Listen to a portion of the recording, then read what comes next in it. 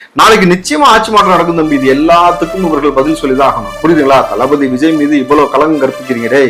ஒரு மனுஷன் மக்களுக்கு நல்ல விஷயம் வேண்டாம் வந்தாரு.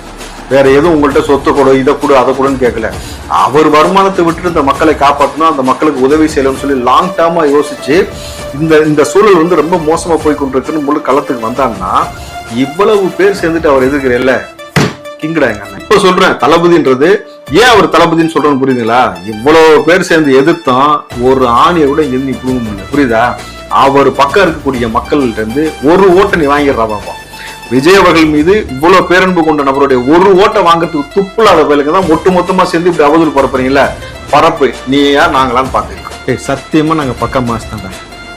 28 கட்சி சேர்ந்து எங்களை எதிர்க்கிறேன்னா நாங்க மாஸ் தானே. 200 ஊடகங்கள் சேர்ந்து எங்களுக்கு எதிராக நிக்கிறேனாக்கா காசை வாங்கிட்டு நாங்க மாஸ் தானே. ஒத்த மனுஷனுக்கு எதிரா இத்தனை பேர் நிக்கிறேன்னா அவர் மாசா இல்லையா தம்பி? அவரை சினிமால இருக்கும் போதும் அவர் மாஸ் தான், அரசியலுக்கு வந்த பிறகு மாஸ் தான். ஏன்னா அவர் கூட வந்து கோடி பேர் நிக்கிறாங்க. நீ 15 வருஷமா எங்க நிக்கிற? தெருக்கோடியில் நிக்கிற.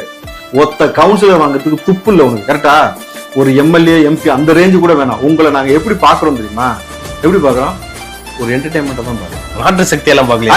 எவரு அது டுபாகூர் பொலிட்டிஷியன் ஆஃப் இந்தியான்னு வருது, டுபாகூர் பொலிட்டிஷியன் ஆஃப் தமிழ்நாடு வருது. அவர் எப்படி மாற்று சக்தி? டுபாகூர்களுக்கு மாற்று டுபாகூரா?